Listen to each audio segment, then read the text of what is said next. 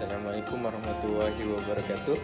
Nama saya Abdul Muiz bin Muhammad Yamin dan saya dari DNS 27 Eko. Jadi hari ini kita nak cakap cerita pasal sitar. Sitar tu alatan muzik bertali yang berasal dari India. Sitar ni dia selalu digunakan semasa Hindustani klasik muzik. So selalu guna dalam tradisional India.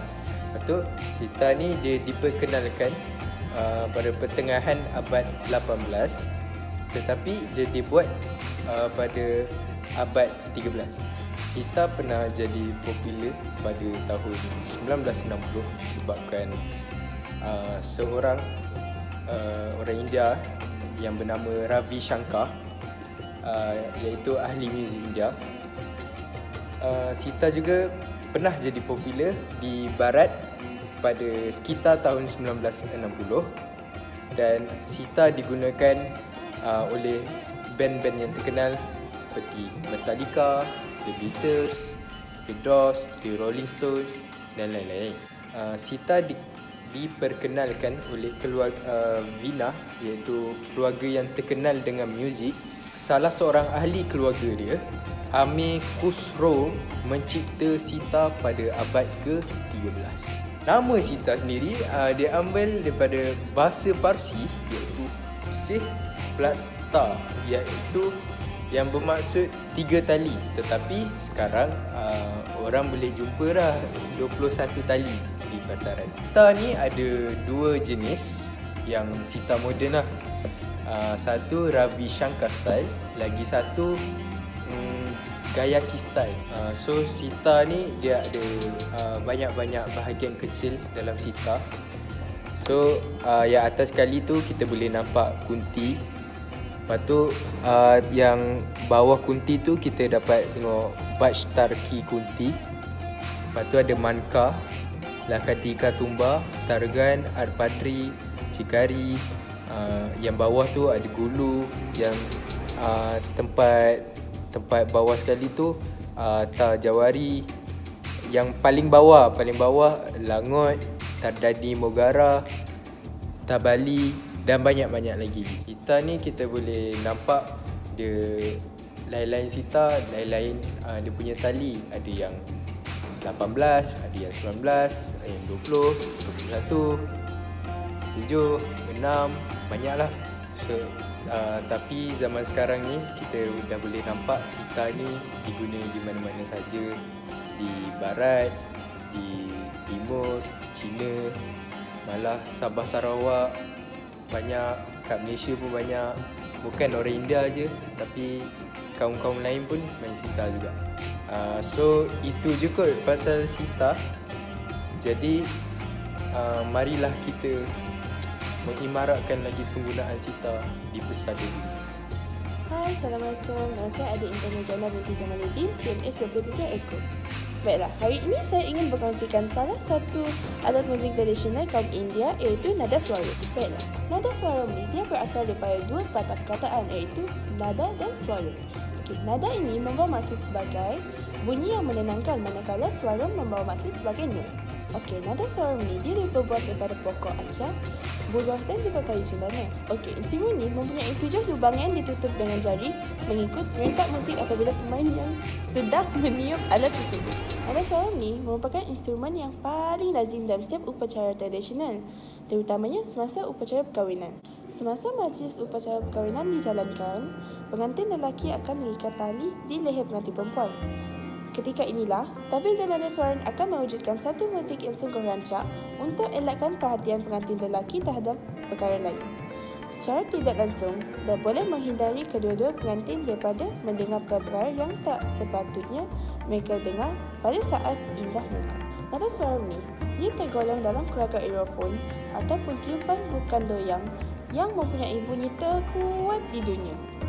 Alat muzik ini mempunyai persamaan dengan alat tiupan shene yang terdapat di utara India, namun saiznya yang lebih besar. Baiklah, itu saja daripada saya mengenai nada suara. Bye-bye. Saya Ayunis Sanaliki Arsaronan dari kelas DNS 27 Eko. Pada hari ini, saya ingin membentangkan tentang salah sebuah alat muzik tradisional yang digunakan di Malaysia maupun di negara India. Alat tersebut merupakan mirdegam. Nama pertama yang diberikan kepada mirdegam adalah Dewa Watniam. Dari mana datangnya nama ini? Nama ini bermaksud sebuah alat muzik instrumen yang digunakan oleh Tuhan. Itu bermaksud Dewa Watniam. Menurut kamus Sanskrit, mirdegam bermaksud sebuah objek yang dihasilkan daripada tanah liat. Menurut mitologi dari negara India, menyatakan bahawa mirdegam ini digunakan oleh Dewa Ganesha semasa persembahan tandaf yang dipersembahkan oleh Dewa Shiva. Buat pengetahuan anda, tandaf merupakan sejenis tarian. Selain itu, terdapat sebuah lagi mitos yang dinyatakan oleh negara India, iaitu mirdegam dihasilkan oleh masyarakat India di India kerana ia mampu mencipta muzik seperti muzik indera. Buat masa ini, mirdegam digunakan semasa persembahan Karnataka. Persembahan Karnataka merupakan sejenis persembahan muzik klasikal yang berasal daripada budaya India Selatan.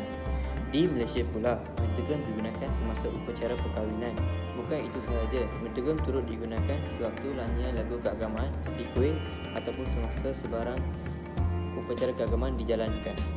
Pada masa dahulu, mirdegam dicipta daripada tanah liat. Namun begitu, kemudian mirdegam dihasilkan daripada batang pokok. Hal ini demikian untuk meningkatkan ketahanan mirdegam tersebut. Antara bahan yang diperlukan untuk mencipta mirdegam adalah: pertama, batang pokok nim ataupun batang pokok nangka.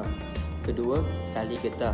Ketiga, kulit biri-biri, kulit kerbau ataupun kulit kambing. Batang pokok digunakan untuk menghasilkan badan utama mirdegam, manakala tali getah digunakan untuk mencantumkan kulit pada badan mirdegam tersebut. Kulit-kulit tersebut pula digunakan untuk menutup kedua-dua belah mirdegam tersebut. Sekarang kita beralih kepada proses buatannya. Pertama, batang pokok akan dikorek keluar untuk menghasilkan ruang di dalamnya dan membentuknya seperti sebuah tong. Kedua, kedua-dua belah yang terdedah akan ditutup dan diikat menggunakan tali getah pada badan mirdegam. Ketiga, kulit kerbau akan digunakan untuk menutup bahagian kulit biri-biri. Hal ini kerana kulit biri-biri lebih nipis dan lebih mudah terkoyak berbanding dengan kulit kerbau. Keempat, sejenis lapisan yang dikenali sebagai kitten akan disapukan pada kulit kerbau. Kitten disapukan untuk menghasilkan tonan muzik yang lebih baik. Akhir sekali, mirdegam akan melalui proses pembersihan dan akan dipercantikkan dengan menyapu syalek pada bahagian badannya. Itu saja daripada saya. Sekian, terima kasih. Assalamualaikum, nama saya Ahmad Faktakif bin Abdul Munir. Saya dari DNS 27 Eko. Okey, apa yang saya nak cakap hari ini ialah saya nak cakap tentang seruling India. So basically, seruling India ni ada dua jenis. Satu Venu, yang tu untuk utara India, yang tu untuk selatan India, dan satu lagi Bansuri. Bansuri ni utara India. Okey, first thing first, saya nak cakap tentang sejarah Venu ni.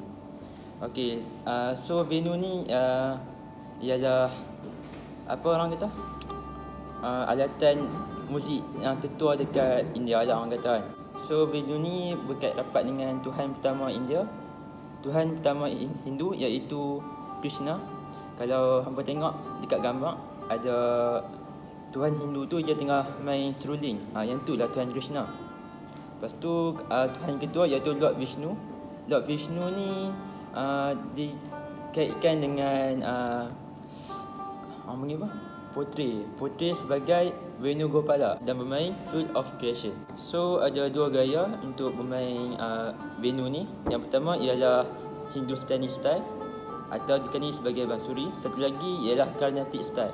Carnatic style ni benda yang selalu orang main lah untuk Venu ni.